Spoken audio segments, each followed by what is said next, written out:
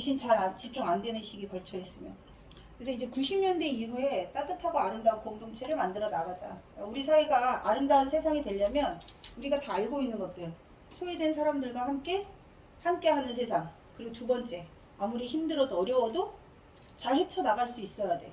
그러면 어떻게 해야 돼? 포기하지 말아야 하는 마음. 그러면 유행했던 거 뭐죠? 꺽죽만가? 중kom마. 아, 중요한 거가 꺽죽. 아, 중kom마구나. 아, 아니 몇 시간 전에 누가 그거를 써가지고 봤거든. 그거군요.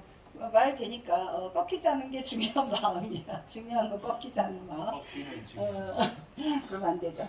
자, 그런 것들이 일반적인 주제로 많이 나왔기 때문에 90년대, 2000년대 이후부터는 주제가 조금 다양해졌다. 그래서 현대문학이 조금 더 어려워지기 시작하는 거예요. 고전문학은 주제가 크게 벗어날 일이 없어. 더 이상 만들어지지가 않잖아. 자, 봄길의 대표적인 작품입니다. 그래서 이 시는요, 먼저 두 가지 대비되는 속성을 가지고 있는 것이 있습니다. 반복되는 걸 찾아보세요. 길이 끝나는 곳 줄자 보시고. 자, 길이 끝나는 곳하고 반대되는 게 뭘까요? 길이 되는 동그라미 쳐보세요.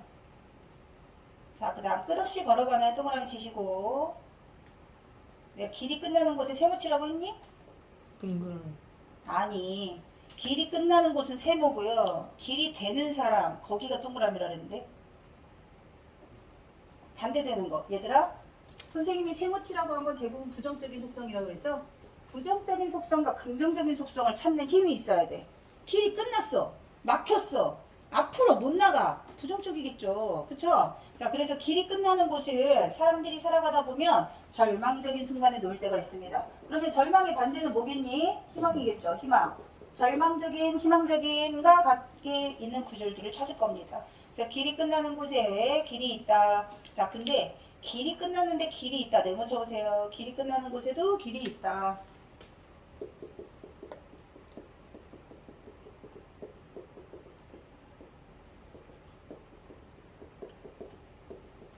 역설법 찾는 방식이 뭐라 그랬죠? 역설법 개념이 뭐라 그랬죠? 반대. 그거 반어법이라고 얘기했죠? 모순된 표현을 찾으라 그랬죠? 모순된 표현을 찾으면 그 속에 숨겨진 인생의 진리와 진실이 담겨 있다고 했습니다. 겉으로 보기엔 모순된 표현입니다. 하지만 그 속에 숨겨져 있는 뜻을 파악해보면 아, 이게 말이 되는구나 라고 얘기하는 거. 제발 반대로 하는 반어법하고 헷갈리지 말라고 하면 꼭 헷갈리게 푸는 것들이 있어. 그러지 마시고요. 반대로 표현하는 반어법하고 역설법은 늘 같이 나온다고 했으니까 개념을 정리할 때 두 가지 충돌되는 개념을 찾으셔야 돼요. 두 가지 충돌되는 개념이 끝났다, 있다. 끝났는데 있다고 했으니까 이거랑 되게 비슷한 말 있잖아요. 지는 것이 이기는 것이다. 저거 지는 것이 이기는 것이다. 자, 역설법 5개를 채워봅시다. 지는 것이 이기는 것이다. 그 다음 2번. 자, 역설법 아는 님은 또 대답해보세요. 2번. 그동안 알려준 거. 기억나는 거. 소리 없는 아우성. 소리 없는 아우성. 소리 없는 아우성. 3번. 3번. 오곱게 푼 것도 있습니다. 기억해보세요. 소리 없는 아우성. 뭐 있었는데. 그렇지. 대답해. 찬란한 슬픔의 봄. 이거 다 시험에 출제되는 시행 구절들이니까 기억하세요. 찬란한 슬픔의 봄. 제목도 기억하나 이제? 찬란한 슬픔의 봄. 모란이 피기까지는 이 시라고 했습니다. 중학교 때 연결해주는 예시문이 고등학교 시험에 나오는 거라고 보면 돼. 중학교 때 나올 수도 있고. 그래서 고등학교 때는 범위가 많아지는 것 같지만 중학교 때 이렇게 해놓으면 훨씬 더 편해요. 중학교 때 잘 배우면 고등학교가 편하다. 꼭 기억해. 찬란한 슬픔의 봄. 그 다음 별별이 이룩하는 축복. 별별이 이룩하는 축복. 님은 같지만 나는 님을 보내지 아니하였습니다.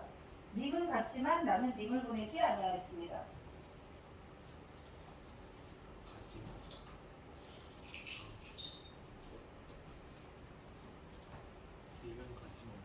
님은 같지만 나는 님을 보내지 아니하였습니다.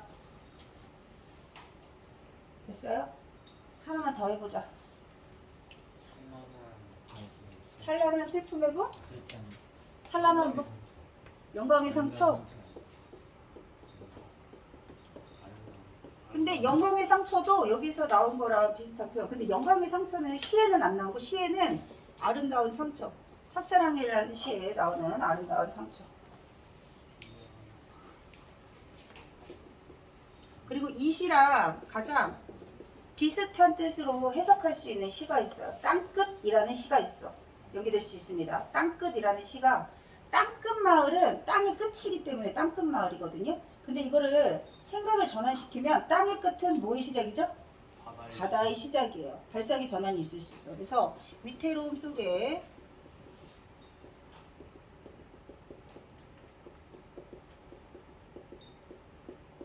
위태로움 속에 아름다움이 스며 있다. 이런 땅끝이라는 구절이 있습니다.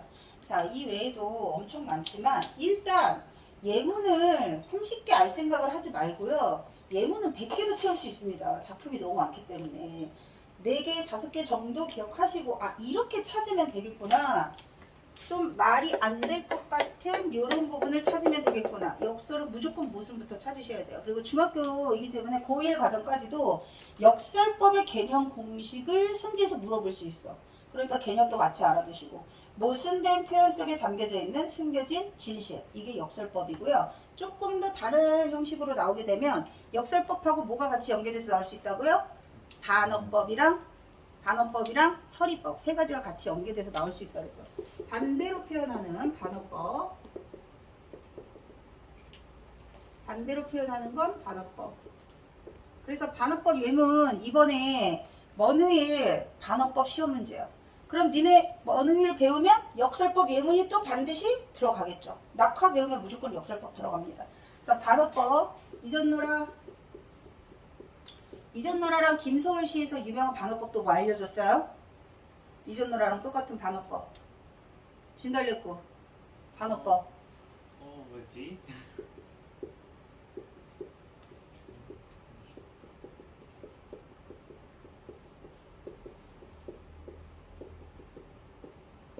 자, 반대로 표현하는 반어법 그리고 서리법도 같이 연계돼서 나올 수 있다. 자, 그래서 길이 끝나는 곳에도 길이 있다라고 하는 것은 역설법 예문이다. 역설법 나올 수 있는 것들 반어법하고 같이 알아둔다. 자, 그 다음 두 번째 볼게요. 길이 되는 사람. 근데 길이 끝나는 곳이 절망적인 상황이라면 길이 끝나는 곳에 있는 길이 되는 사람은 뭐가 되는 사람일까요? 희망이 되는 사람, 희망을 주는 사람. 누군가에게 희망을 품게 만들어주는 그런 사람. 길이 끝나는 곳에서도 사람들이 절망하지 않을 수 있는 것, 다시 일어설 수 있는 건 희망이 되어주는 사람이 있기 때문입니다. 그래서 스스로 봄길이 되어 자 끝없이 걸어가는 사람. 자, 두 번째는요, 반복되는 거. 사람들이 반복되고 있다. 어떤 사람들이냐면 첫 번째 길이 되는 사람, 두 번째 끝없이 걸어가는 사람, 그 다음 세 번째 누굴까요? 사랑으로 남아있는 사람, 한없이 봄길을 걸어가는 사람. 자, 길이 되는 사람과 비슷한 구절들을 다 찾으시면 됩니다. 길이 되는 사람, 끝없이 스스로 봄길이 되어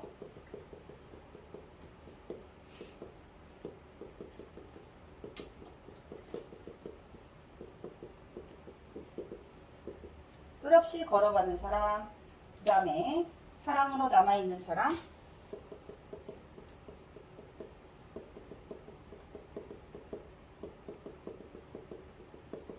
그 다음 마지막 한없이 봄길을 걸어가는 사람.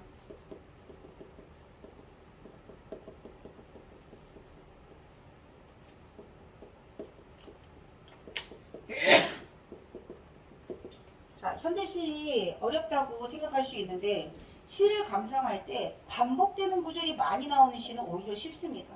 그 반복되는 구절 속에 주제가 담겨있다고 보시면 돼요. 그래서 사랑으로 남아있는 사람, 한없이 봄길을 걸어가는 사람, 길이 되는 사람 모두 살면서 우리가 꼭 필요한 건 뭐다? 희망을 놓지 않는 사람, 희망이 되어주는 사람. 희망을 절망의 순간에서도 꿋꿋하게 버틸 수 있게 되는 힘의 원동력, 근원이 되는 거예요. 그래서 우리 사회에서 희망이 되어주는 사람, 그걸 끝없이 지속적으로 계속 유지하는 사람. 어떤 말인지 알겠죠? 반복되는 구조를 찾으시면 된다. 자, 그다음 세 번째가 있어요. 자, 세 번째는 뭐냐면 길이 끝나는 곳이 힘겨운 상황이라고 있어요. 그럼 길이 끝나는 것과 비슷한 19절이 또 있습니다. 찾아볼까요? 길이 끝나는 곳과 같은 절망적인 상황을 드러내는 곳. 잘했습니다. 자, 길이 끝나는 곳과 비슷한 구절은 1번 길이 끝나는 사람, 길이 끝나는 곳. 2번 강물이 흐르다가 멈췄어요. 새들이 날아가 돌아오지 않아요. 하늘과 땅 사이의 모든 꽃잎은 흩어져 버렸어요. 그 다음 사랑이 끝난 곳. 1, 2, 3, 4. 자, 길이 끝난 곳. 그 다음에 강물이 멈추고.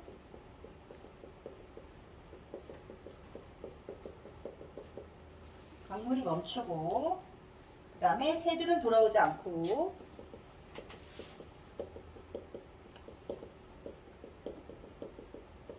새들이 돌아오지 않고. 그 다음에 하늘과 땅 사이 모든 꽃잎이 흩어지고.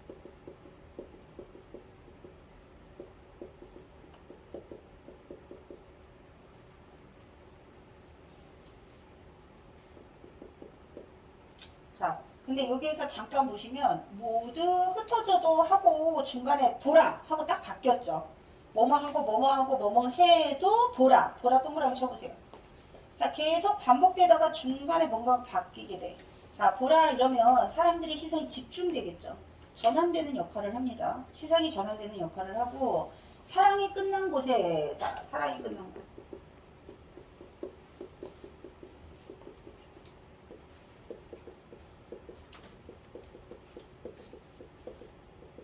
절망적인 상황, 부정적인 상황을 드러내는 19절들입니다. 그래서 그런 상황 속에서도 희망으로 남아있는 사람, 스스로 사랑에 대한 한없이 봄길을 걸어가는 사람이 있기 때문에 우리 사회가 계속 유지될 수 있는 거다. 그래서 봄길이라고 하는 제목의 의미가 어떤 뜻으로 쓰였을까요? 따뜻한, 그리고 만물이 소생하는 그 봄과 같은 희망으로 우리 사회를 꽉 채워줄 수 있는 그런 사람이 있기에 절망의 순간에서도 우리는 희망이 있다. 극복할 수 있다. 마음이 따뜻해지는 그런 시를 쓴 사람이 누구라고요? 정우승 시인이라고 있어요. 그래서 정우승 시인의 대표적인 이거 말고 기쁨이 슬픔에게, 반대로겠다. 슬픔이 기쁨에게.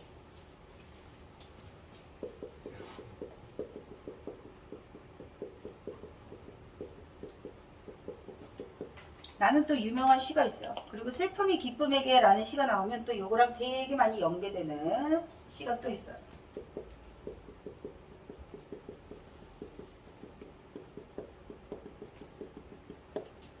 자, 봄길 같은 경우는 절망의 순간에서도 희망을 놓지 않는 삶이라면 지금 얘기해준 슬픔이 기쁨에게, 그리고 우리가 눈발이라면은 우리가 살아가면서 가장 우리 사회를 아름답고 따뜻하게 만들 수 있는 것, 소외된 계층에 대한 따뜻한 배려, 이런 것들을 주제로 담은 시.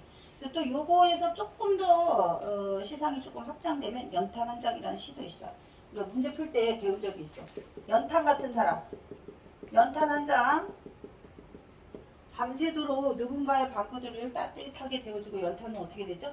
모든 걸 다 불사른 다음에 자신은 잘게 으깨져서 추운 겨울날 얼음 얼 것 같은 그 미끄러운 바닥에, 지금은 제설 작업을 하지만 그때는 연탄재를 뿌려놨었거든요.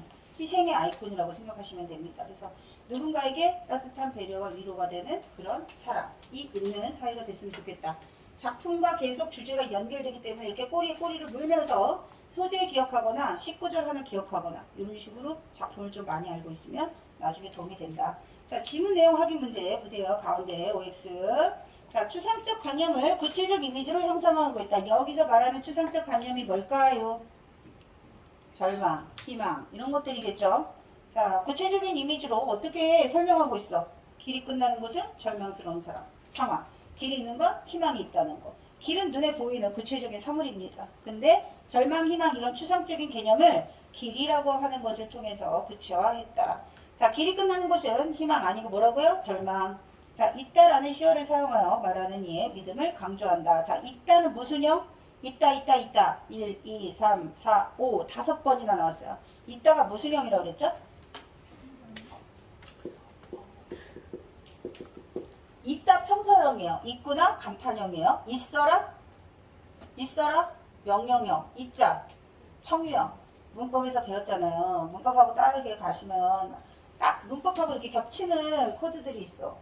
평서형 종결 표현을 쓰면 화자의 말투가 아까 얘기한 대로 아이고 있구나 이런 거하고 야 있다 이렇게 얘기하는 거하고 있어 이렇게 얘기하는 거하고 있자는 좀 안 되겠죠. 자 이런 식으로 끝나는 종결 표현이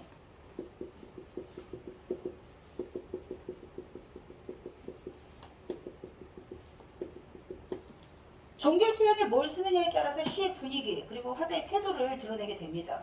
그래서 평서형 종결 어미를 쓰게 되면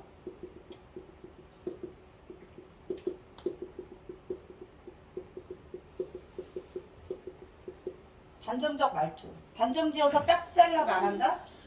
화자의 뭐 어떤 확신, 믿음, 의지 이런 것들을 나타낼 때 주로 종결 어미를 평서형을 많이 쓴다. 자, 그러면 밑에 가로에 들어갈 게 뭔지 채울 수 있겠죠? 밑에 가로 첫 번째 보세요. 7, 9행에 들어갈 가로 강물이 멈추고 새들이 돌아오지 않고 모든 꽃잎이 흩어진 무슨 상황이요? 절망적인 상황입니다. 자, 그 다음 2번 대조적 19 동그라미 치세요. 대조 부정적이고 절망적인 게 있고 긍정적이고 희망적인 게 있습니다. 요거를 밑에 설명을 보지 않더라도 낯선 시가 나왔을 때 아 이거 빨리 찾아야겠구나. 그래서 선생님이 자꾸 밑줄 치고 동그라미 세모 표시하라는 겁니다. 모의고사 볼 때 그렇게 보세요. 그 다음에 3번 화자가 지향하는 태도라고 그랬어요. 지향 동그라미죠. 지향은 뭐랑 받는 말이라고 그랬죠? 지향은 하지 말아야 될 거라고 했어. 지향은 내가 해야 하는 것, 동경하는 것, 쫓아가고 싶은 것. 향과 양의 차이 꼭 잘 읽으세요. 절망적 상황에서도 희망을 찾는 긍정적인 태도 그리고 다른 사람을 위해 미래를 개척하고 희망을 만들어가려는 모습.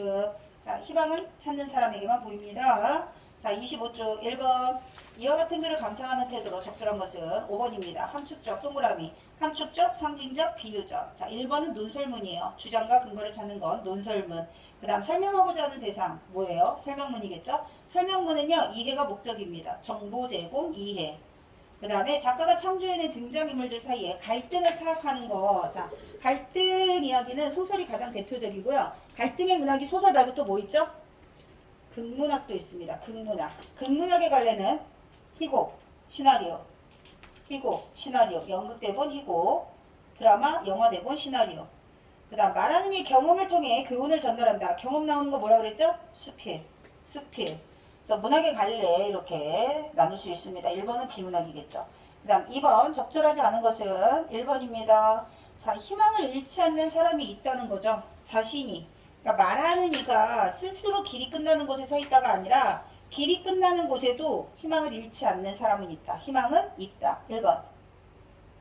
그 다음 3번 기억에 표현된 방식 4번입니다. 무슨 동그라미 무슨. 자, 동일한 문장 형식 반복하는 거 뭐겠어요? 반복. 문장 형식이 반복되는 건 구조가 비슷하게 대응된다는 뜻도 될 수 있거든요. 대구법입니다. 반복법도 될 수 있고 대구법도 될 수 있습니다. 그 다음 표현하고자 하는 의도와 정반대로 표현하는 거 반어법이에요. 반어법. 이번에 2학기 시험법이 반어법 들어가 역설법 들어가. 그리고 반어법, 역설법에 세 번째 모두 들어간다고 서리법도 같이 연계돼서 나와.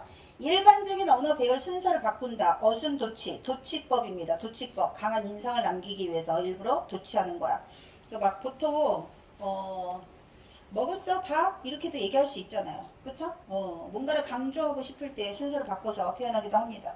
그 다음 5번에서 공통점을 지닌 다른 대상에 빗대어서 이거 뭘까요? 비유입니다. 비유. 공통점을 가지고 있는 다른 대상이 뭘까요?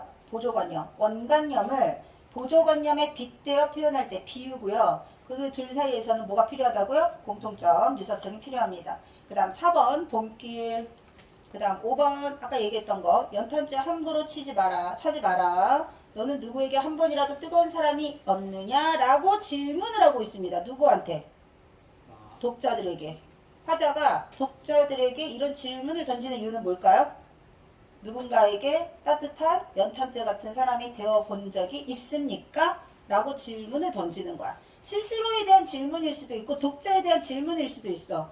화자와 독자 모두 연탄재 같은 사람, 이 사회를 따뜻하게 만드는 사람, 이타적인 사람, 다 같이 함께하는 아름다운 세상을 만들어 보기 위한 거. 그래서 반성, 성찰의 의미도 가지고 있지만 그런 점점 따뜻한 마음을 가진 사람들이 우리 사회에 사라지고 있어요. 80년대, 90년대 이후 따뜻한 마음이 다 사라지고 삭막해지고 있어. 이런 메마른 현실 속에서 우리 스스로 한번 돌아보자. 반성해요. 반성과 성찰 플러스 그렇지 못한 요즘 시대에 대한 비판의 의도도 담겨 있는 거야. 문학에서는 스스로를 돌아보기도 하고 각자 자신을 돌아봄으로써 우리가 꿈꾸는 바람직한 사회는 뭘까라고 작가와 독자가 함께 만들어가는 과정인 거란 말이야. 내재적 관점, 외재적 관점 알려줬죠? 선생님이 지금 얘기한 오늘 봄길부터 설명하는 건 지금 80년대 이후, 90년대 이후 가장 첫 번째 1번 주제는 그거야. 아름다운 세상 만들어 나가자. 근데 그 90년대 이전 70년대, 80년대까지는 가장 많이 나오는 주제가 뭐였어? 산업화의 문제점. 군부독재 시절 우리가 바라는 가장 바람직한 사회는 뭐였겠어요? 자유민주 평화였을 거 아니에요. 주제가 정해져 있다고. 시대를 알면 작품 주제가 보입니다. 아시겠죠? 작가가 살았던 시대가 그런 걸 고민하게 만들었을 거 아니에요. 지금 2025년에 살고 있는 너희들. 요즘 사회적 이슈가 뭔 것 같아요? 요즘 가장 사회적 이슈가 뭔 것 같아요? 맨날 자주 나오는 거 관세 아니면 픽시 자전거 그거 어? 뭐? 중학생 사망 사건. 픽시 그 자전거 중학생 사망 사건 그거. 자전거 사망 사건? 픽시 아. 중학생 사망. 그렇구나. 너희들은 그게 아무래도 중학생이 그거라서 관심이 그게 있겠구나. 그러네. 내가 가장 많이 올라왔던 거는 선생님이 이제 아니 나는 그렇게 정치적 관심이 크게 지금 그런 것들은 이제 양반전 뒤에 이제 나가겠지만 사회 풍자적인 내용들은 언제 어디서든 먹히겠죠. 근데 그 가장 일반적으로 시대를 초월하는 건 옳지 못한 바람직하지 못한 삶을 사는 사람들이 다 어떤 인식, 어떤 생각을 가지고 있는 사람들이지? 도덕적이지 못한 사람이야. 이게 시대를 초월하는 거니까 그런 주제도 들어갈 수 있고. 근데 제일 많이 뜨는 건 폭염이던데. 난 그게 나올 줄 알았는데. 너무 더워가지고 폭염하고. 근데 그런 것들은 이런 문학의 주제로 다룰 일이 없잖아요.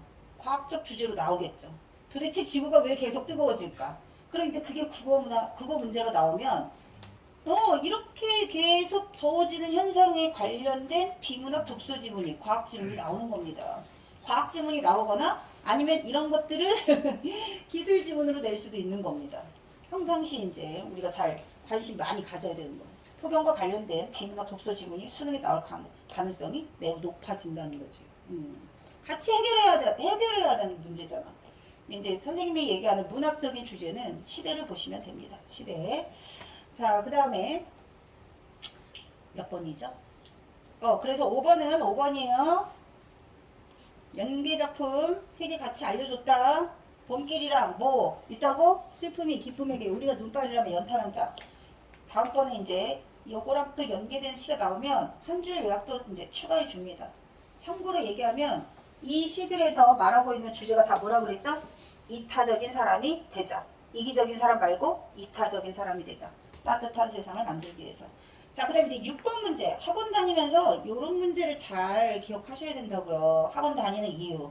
요게 다음번에 시험 문제 나올 때는 이렇게 나온다를 선생님들이 이제 알려줄 거란 말이야. 1번은요. 김강균 시인의 희미한 옛사랑의 그림자. 저거 책에다.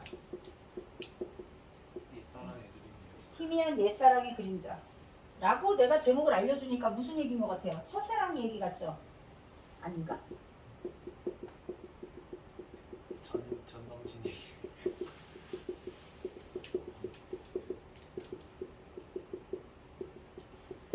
희미한 옛사랑의 그림자. 그래서 이 시를 모르는 것들은 그렇게 생각하고 답을 못 찾는 겁니다. 절대 첫사랑 얘기 아닙니다. 자, 김강규 시인 출제율 굉장히 높은 작가예요. 자, 이분이 말하는 희미한 옛사랑은요. 자신의 젊은 날의 아름다웠던 모습. 근데 그게 외적인 아름다움 말고 그 젊은 날에 우리 사회의 그런 어떤 부정과 맞서 싸웠던 청춘들 데모를 했고 민주주의를 갈망했던 그 옳지 못한 사회에서 정의를 부르짖었던 젊은 날에 아름다웠던 나의 열정. 그 열정이 지금은 사라진 거야. 왜 희미해졌냐면 지금은 먹고 살기 바쁜 중년의 아빠가 됐거든요.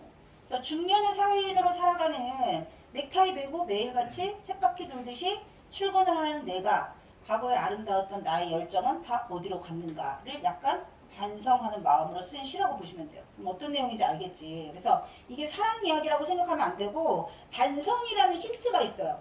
그런 거 아무것도 몰라도 마지막 구절에 우리의 고개를 떨구게 했다. 자, 그러니까 이 사람이 함께했던 열정을 불살랐던 그 동지들이 있었을 거 아니에요. 젊은 날의 청춘들.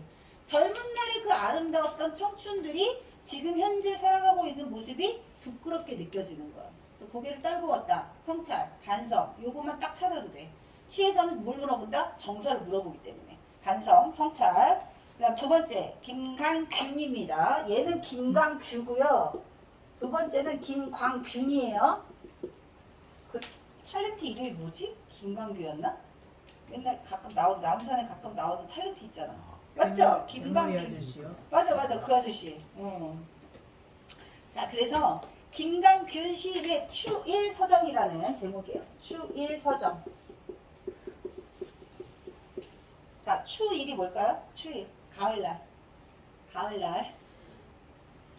서정, 가을날의 정치 정도라고 생각하시면 돼요. 그래서 거기 보시면 자욱한 풀벌레 소리 발길로 참여. 자, 얘들아, 풀벌레 소리를 발길로 어떻게 찾아? 심상 말해봐. 청각에 청각에? 촉각화도 되고 시각화도 될 수 있겠죠. 찾는 거니까. 자, 그리고 홀로 황량한 호올로 이런 거 시적 허용이에요. 홀로라고 써야 하는 게 맞는데 글자 수를 느리거나 줄이는 걸 시적 허용이라고 해. 그러니까 혼자 있는 느낌을 조금 더 강조하기 위해서 홀로 이렇게 한 거야. 잘 봐라 하는 거하고 잘 보세요. 크게 뜨세요. 이렇게 얘기하는 거. 수다 떨 도원이가 없어서 아이고 진짜. 할머니한테 말해요.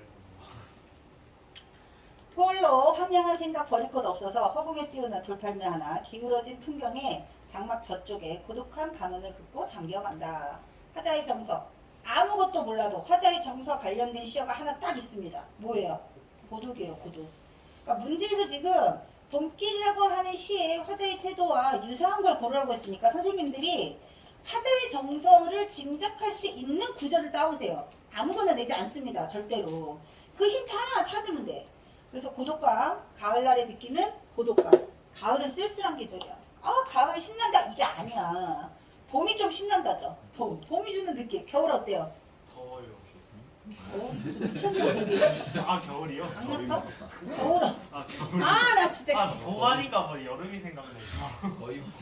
겨울하면 좋아요. 춥죠. 그러니까 추운 겨울날 따뜻한 한방눈 같은 사람이 되자고 이런 시를 쓰는 거야. 겨울날의 시상은 겨울에 뭔가 추위에 떨고 있을 것 같은 그런 사람 뭐 이런 거 떠올리면 그렇게 되고, 또는 겨울날 막 한방눈이 막 내려있을 때 온 세상이 너무 춥고 시리게 느껴질 수도 있지만, 어떤 사람은 한방눈이 쫙 깔려있는 게 따뜻한 솜이불처럼 느껴질 수도 있는 거라고. 겨울은 그런 느낌이지. 이미지가 시련일 수도 있고. 에이 정말 가을날의 쓸쓸함입니다. 자, 그리고 3번이 답이겠죠. 자, 저것은 넘을 수 없는 벽이라고 고개를 떨구고 있는 사람은 벽을 넘기 힘들 거라고 생각하는 사람들. 그런데 담쟁이 하나가 담쟁이 수천 개를 이끌고 결국 그 벽을 넘는데, 담쟁이가 벽을 넘어간다는 것은 아무도 그걸 극복하기 어렵다고 생각하는 벽 앞에 부딪혔을 때 극복해내는 그 어떤 힘을 말하는 걸 겁니다. 도종환 시인의 담쟁이라는 시고요.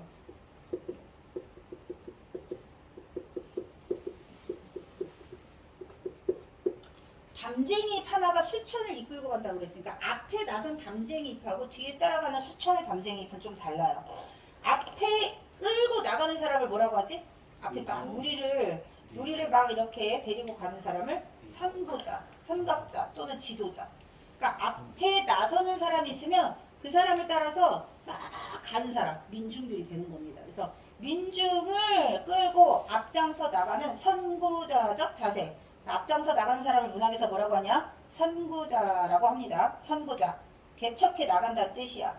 앞장서 나가는 그 사람들. 그리고 다 같이 함께, 문학에서 다 같이 함께라는 걸 강조할 때 두 가지 의미가 있어. 아까 얘기했던 우리 같은 사람들은 불의에 맞서 싸우기에 개개인의 힘은 너무 미약해요.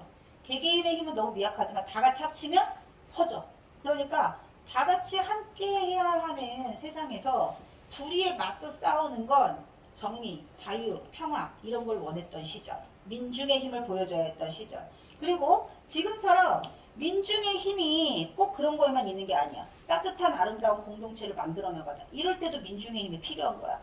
한 사람의 힘보다 다 같이 모였을 때 힘이 큰 거잖아요. 두 가지를 기억하시면 돼요. 따뜻한 아름다운 공동체 함께하자. 그리고 다 같이 함께하면 못할 게 없다. 부정적인 지금의 현실을 극복해 나가자. 이게 시의 주제에서 가장 많이 다루는 내용이고, 담쟁이 파나가 가는 게 아니라 담쟁이 벽에 있는 담쟁이를 봐봐. 막 엄청 막 울창하게, 우리 단지도 꽤 오래돼가지고 담쟁이 덩굴이 엄청 뚫고 올라가는 것들 벽에 많이 있단 말이야. 그 담쟁이들의 힘, 그 집에 가다 한번 보세요. 그 담쟁이를 보고 이 시를 쓴 겁니다. 절망의 순간에서도 아무리 암울한 현실 속에서도 담쟁이가 그 벽을 타고 올라가는 것처럼 우리는 극복할 수 있다. 이런 희망의 메시지를 담고 있는 게 3번입니다. 자, 그리고 4번은요. 최승호의 대설주의보라는 시입니다.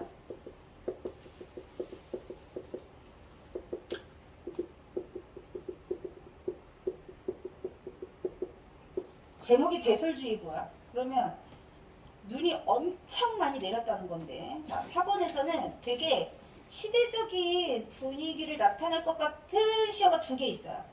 뭘까요? 계엄령하고, 군단. 그렇지, 뭘까요? 군부독재 시절을 의미하는 겁니다. 그래서 길 잃은 등산객들 있을 듯, 외딴 두뇌의 마을 길 끊어 놓을 듯, 은하수가 펑펑 쏟아져 날아오듯 덤벼드는 눈이 엄청나게 쏟아지는 거야. 근데 그 눈이 뭐라고요? 힘찬 눈보라의 군단, 눈보라가 내리는 백색의 계엄령. 그러니까 지금 계엄령이 얼마 전에 있었으니까 출제 가능성이 또 굉장히 높겠죠. 최승호 시인 자체가 시험 출제율이 높습니다. 참여 시인이에요. 그래서 그 군부독재 시절 부정적인 군사 정권 시절을 의미하는 시어를 보시고, 아, 지금이 이승만, 박정희, 전두환 3대에 걸쳐서 독재 정권을 장악했던 그 엄청난 오랜 세월, 많은 문학작품이 출제될 수밖에 없습니다. 그래서 눈보라 군단이 거세게 몰려오고 있다. 군단과 계엄령을 통해서 시대적 배경을 알 수 있다. 그러니까 대설주의보니까 다들 조심하라 이런 거겠죠. 자, 그 다음 5번 보세요. 김수영의 어느 날 고금을 나오면서, 자, 김수영.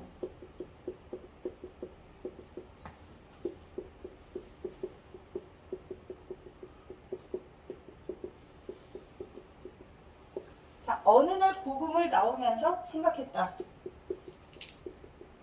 자, 여기 있는 시하고 여기 있는 시하고 주제가 조금 통합니다. 자, 우리가 보통 문학에서 아까 희미한 옛사랑의 그림자를 떠올리면서 화자가 뭐 했다 그랬죠? 반성했다 그랬죠? 반성. 보통 비슷한 시대를 살았던 이분들이 반성하는 건 뭐냐면,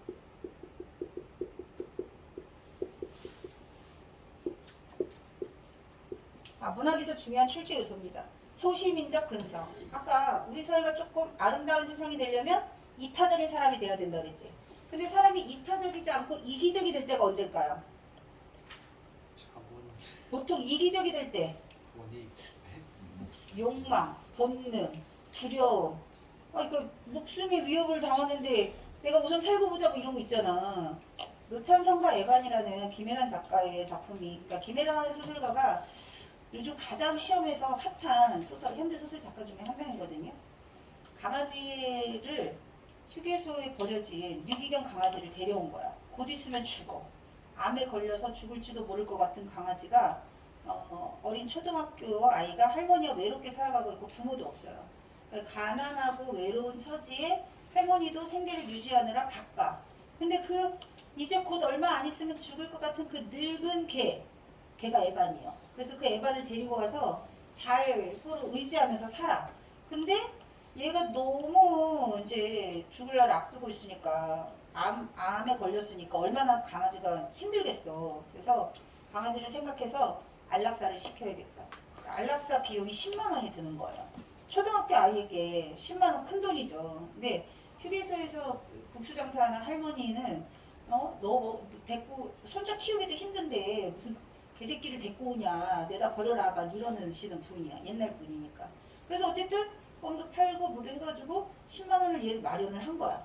근데 그 10만 원을 마련을 하고 얘를 안락사 시켜야 되는데 죽어있던 거 아니에요? 핸드폰 액정이 깨졌어요. 핸드폰 액정이 깨지고, 그리고 뭐 이렇게 평상시 가져보지 못한 돈을 갖게 되니까 약간 점점 자신을 위해서 글을 조금씩 쓰게 되는 거야. 애반을 위해서 써야 되는데 어떤 상황인지 알죠? 인간은 누구나 본능 앞에서 욕망 앞에서 무너져요.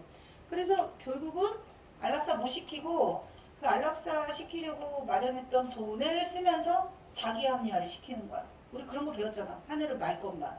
아 이거 뭐 수만이가 쓰자고 했으니까 문기 새끼가 잘못 받은 돈이니까 하면서 막 둘이 서로 작당을 하고 돈을 써놓고 자기 탓 아니라고 합리화하잖아요. 뭔 말인지 알지? 그래서 에반이 죽고 난 다음에 마음속으로 너무 미안해하는 이런 노찬성과 에반이라는 소설. 자, 작년에 한강 작가 때문에 시험 대비를 겁나 많이 했거든.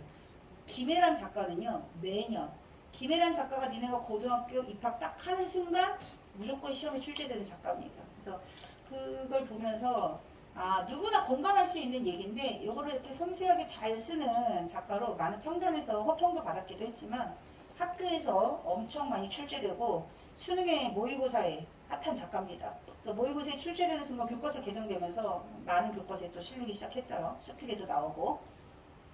자, 이 소시민적 근성. 어린 초등학생이 그 유기견 병든 강아지를 책임지기란 쉽지가 않죠. 그 어린 초등학생이 그럴 지언데 그 아이가 어렸을 때 그런 기억을 겪고 마지막에 이제 열린 결말로 끝나기는 하는데 그 어린 나이에 겪었던 이 경험이 나중에 어른이 된 찬성에게는 뭘로 남을까요? 다시는 욕망에 사로잡혀서 그런 비인간적인 부도덕한 일을 하면 안 되겠다고 이런 어른으로 자랐다면 바람직하겠죠. 근데 한번 해보니 이럴 수도 있겠죠. 그러니까 열린 결말을 각자 생각에 맡긴다. 근데 바람직한 쪽으로 결말을 내야겠죠. 그쵸? 장르를 바꾸시면 안 돼요. 다 같이 반성해보고 이런 사회에서 우리가 지켜나가야 할 것은 무엇인가? 이걸 요구하면 수행평가가 되는 거야. 알았지? 그럼 이것도 마찬가지야. 소시민적 근성이라고 하는 것은 어린 시절의 이기심으로 약간 잘못된 선택을 했던 사람이 계속 이기적인 인간이 되면 우리 사회가 어떻게 되겠어. 완전 엉망진창 망해버리겠지. 그러니까 용기가 있어야 돼. 소시민적 근성의 가장 기본적인 그 문제점은 뭐냐면 이 인간의 이기심이야. 인간 누구나 다 이기적 동물이야. 근데 그 이기심을 어떻게 해야 돼? 좀 누르고 살아야 되잖아. 그치? 이기심이 필요할 때보다는 이타심이 필요할 때가 훨씬 더 많아요. 그러니까 이기적인 내 자신을 꾹꾹 누를 수 있는 절제된 뭔가가 필요하겠죠? 용기를 내야 돼. 자, 근데 이들은 그때 당시 살았던 시대에 불의와 부정에 항거해야 하는 시절이었어요. 근데 우리와 같은 사람들이 일반적인 평범한 사람들이 국가를 상대로 항거하기가 쉽지가 않았던 시절이야. 그러니까 정의를 외치고 불의와 맞서기 위해서 용기가 필요하다. 그러니까 개인적인 그런 용기 말고요. 시대적인 사회적인 용기가 필요했던 시절. 그래서 소시민적 근성을 가지고 있는 자신에 대한 반성. 우리 독자들에게도 그런 질문을 던지는 거야. 우리가 이렇게 살면 안 되지 않는가. 뭔 말인지 알겠죠? 너무 중요한 작품들이 5개가 사실 답은 3번이지만 3번 답보다 나머지 시가 훨씬 더 중요합니다. 아시겠죠? 별표 치세요. 자세하게 설명했다는 걸 못 곱게 본다는 얘기예요. 아시겠죠? 자, 그 다음에 7번 본길의 상징적 의미와 관련지어서 궁극적으로 지향하는 건 뭘까요? 희망을 지키는 사람, 희망이 되는 사람. 스스로 희망을 지키거나 또는 누군가에게 희망이 되어주는 그런 사람이 있어야 우리 사회가 아름다울 것이다.